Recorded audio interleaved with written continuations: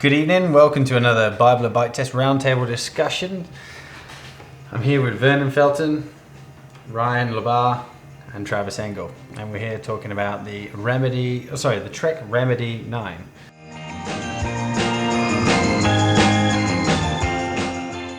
I'm quite sad about this bike. Vernon? Yeah, I mean, it's a heavyweight open of a bike review, right? But this bike is so close to being perfect. And it was, back in 2008, 2009, it was, for a lot of us, I think I can speak for us, it was one of our favorite bikes. Super capable, light. It was a category-defining bike, or Absolutely. redefining bike at that point in 2009.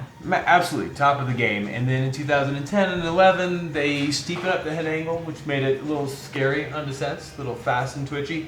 And they put a 32 fork on it instead of the Lyric or 36 that they had on the bikes. And so the front end also got flexy. Last year, or what would be model year 2012, they dialed back the geometry so it's nice and aggressive and it's capable on descents, but they still have a 32, and that's what makes it sad about 2013. The geometry's right, so much is right about this bike, but it's still got that pinner flexi fork up front. So one of the things we really liked about this bike then was the frame, the geometry's dialed, but the rear suspension it outperforms a lot of the bikes we had in this test.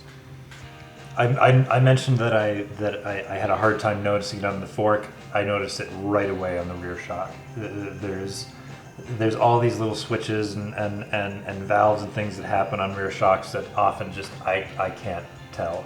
I got on this right away, and yeah, it was so plush, but without sacrificing any responsiveness or anything, without making it heavier.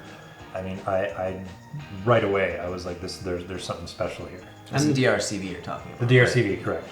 It's an incredibly capable frame, incredibly capable bike, but at the front, you just cannot drive that bike where it needs to go.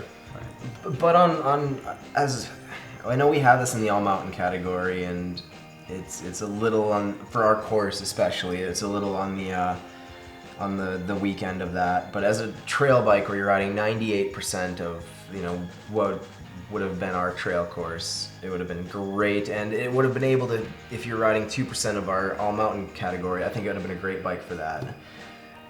Just as a 2% of your ride. So people need to make sure they're not fooled into thinking this is a definitive all mountain bike still. Yeah, but that's what the Trek Slash is for, and the course we were on today. And it's very great because Trek, in the vocabulary they're trying to force on bike categorization, they put this in the same category as the Scratch. They're both technical. The technical trail. It's just let down.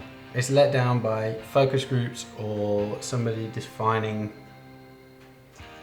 redefining what this bike could be. I'm numb to the whole thing because I think geometry and travel does not an all mountain bike make.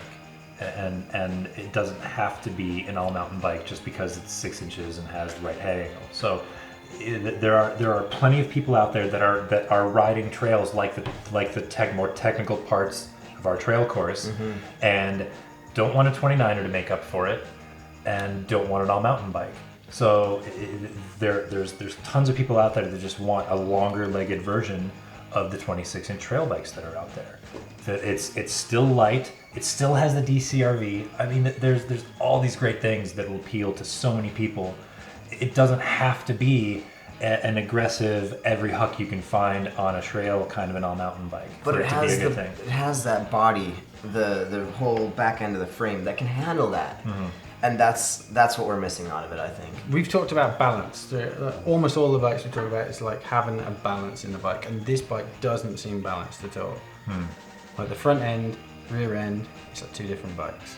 And it is great for what you're saying. So but in the end, something I would quite simply say this bike has no clout whatsoever.